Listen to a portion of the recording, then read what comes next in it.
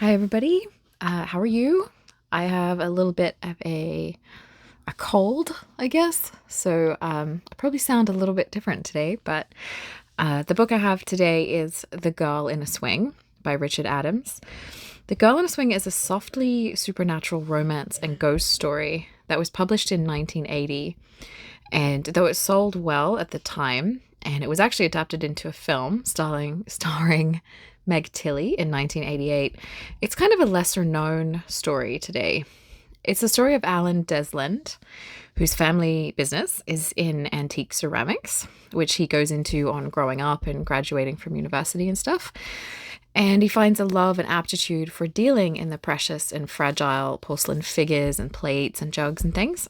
He's a kind man, well liked in his small community, but he's generally a little shy and introverted and sees himself as not being very attractive or handsome.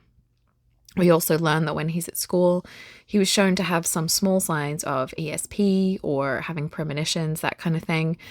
And apparently that's a trait that runs in the family, but it makes him uncomfortable and he never sort of goes into that, like develops the skill or indulges it or anything. He's a very practical type of man. All of which sort of primes him for the day he meets Katha, who is hired to help him with some admin work while he's in Denmark, and he falls in love with her at first sight. She's very beautiful, confident, playful, and a little wild, and he can't believe his luck that she has feelings for him too. In no time, he's proposed to her, and they're caught up in a whirlwind relationship. But we soon notice little things that suggest that something's not quite right with Katha. So in the first edition, her name is Katha Gutner. But after the book's release, there was a threat of a libel suit by someone of that name. And so it was changed in later editions to Karen Forster or Katha Wasserman. Katha is a German woman, and I wondered while reading this about how that would have felt to an English reader in 1980, like whether she would seem a bit exotic or whether she might seem more sinister for people who had probably, lived through or grown up during the world, the war and the post-war years, or who were, living at a time when Germany was split by the Berlin Wall still. The author himself served in World War II, so it's something that I don't sort of know for sure, but something to consider when you're reading it, I guess. And the author, of course, is Richard Adams, who you may know as the author of the wonderful book Watership Down, which is a book that I adore. And he also wrote The Plague Dogs, Shardik, several other well-received books. Watership Down was his first book, and it was based on stories he told to his two daughters when they were little, and they urged him to write them down, publish it, which he did, and that launched his career. So I couldn't find any information about what sort of inspired this particular book, if it was based on anything. Perhaps there wasn't, anything was sort of inspired by or based on. In my opinion, all of Richard Adams' books don't neatly fit in one genre. He's not like, when I think of someone like Stephen King, where they write in a particular genre and they're sort of identified with that. So I feel like Richard Adams' books are all quite different genres from each other, loosely speaking. Like Watership Down is a story about rabbits looking for a new place to live and their struggles.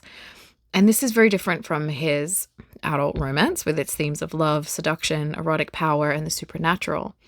And then Shardik is more fantasy, perhaps, and Plague Dogs is also a bit more sci-fi. So each book sort of has its own flavor and color. And yet there's always this element of something that's a bit mythic or philosophical or spiritual to his writing as well. And while the events of the books are often ordinary and everyday, the feelings and layers behind them are more heightened. Here we have a romance, but it's also a ghost story. We have a woman and a man in love, but it's also a spiritual experience that takes themselves out of themselves in some way. This book is not literary fiction to me, but it's also not commercial fiction.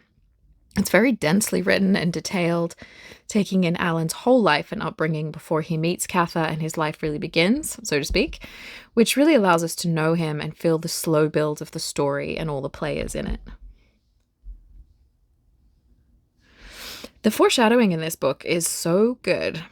At first, we are very grounded with the man at the center of the book, running a business, being practical and hardworking, not prone to flights of fancy, not a man looking for romance or expecting to ever find one. Because of this, we can see how easily he's swept up in the feelings that he feels for Katha and how he doesn't want to see little things that maybe aren't normal. He doesn't want to ask questions, sort of rock the boat too much. He doesn't want to burst the love bubble that he's in. And she's so very charming. So when at one point early in the novel, she kills an injured seagull with her bare hands, he just sort of chalks that up to her being a strong, calm woman. And when people ask him questions about her past, he sort of dismisses her reticence to talking about it. When he starts to hear things, it's just the wind. I love this because I think we've all done this at some point, just been blind to the truth about someone because we want them to be who we think they are. But also, each little bit of foreshadowing tells us a little of what's really happening, the pieces of the story behind the story. I think because of this, you may guess the ending or the mystery about Katha before the end of the book, like I did. I think you're supposed to. But I wanted to know what was happening now and how that was all going to work out and sort of what that all meant. As a romance, this book does contain some sex scenes. I'd say by 80s standards, it's probably erotic fiction and a little steamy. But by today's standards and norms, it's pretty tame and not very graphic, really. Sometimes it seemed kind of sweet to me, like they just love being in love, and there's not much in the book that's problematic, for example, or anything like that. There's some language that seems kind of quaint by modern standards, like they sort of talk about stallions and mares and sex as an ocean and Hera and Zeus. I can't see a modern writer describing sex that way. On the other hand, it's also shown as a spiritual experience, where Alan is grown as a person and finds himself, and Katha and the local clergyman often talk about how sex has been sidelined or cheapened by the church, when it can be a sacred act, according to her. So there's this sense of the mythic creeping in there too. Perhaps all of this serves to get Alan in a place where he's too dazed and confused, too addicted to ask questions. He's in another world with Katha over the course of the book, to a place where he feels they have their own world and the real one is no longer that important. With Alan comparing Katha sometimes to an ancient goddess, it made me think of the spell Circe casts over Odysseus, though this is not who he thinks of in this book, of comparing her to.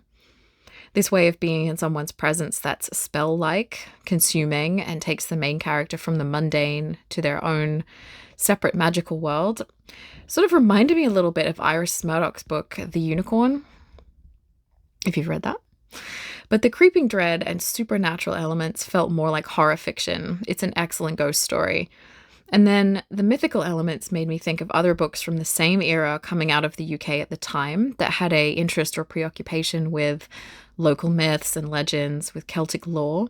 Things like The Dark is Rising by Susan Cooper or The Chronicles of Prydain by Lloyd Alexander. I know those are more aimed at younger readers, but it's just examples that came to mind for me. As I said at the top, it's not a book that's easy to define. Personally, I was drawn to it because it seemed so different from the other books by the author, and I love a good ghost story, so I had to seek this one out a little bit. I was really impressed by the way it left me thinking after I turned the last page. It leaves you with a definite taste in your mouth and a lot of pieces to put together on your own and layers to think about. The slow build is really well done. If you think you might be interested in this book, I do recommend it, though it's a little longer and more detailed than the average book that's more recently published. It's much more dense. So I would love to know if you've read this one or if you've seen the film.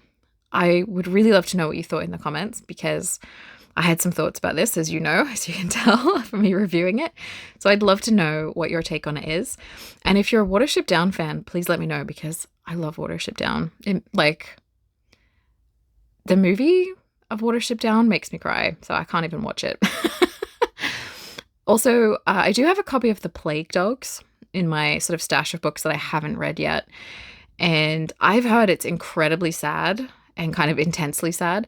So if you've read Plague Dogs, let me know what you think in the comments, because I'm a little bit scared to read it, honestly.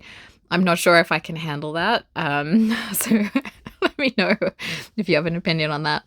But either way, thank you for joining me. Please consider giving this one a like if you liked it, and subscribing if you want to hang out here and be in the loop on my channel. And thank you for your time. I really appreciate all of you guys that are subscribers and watchers and all of the other things. So have a great day, and I will hopefully chat to you in the comments.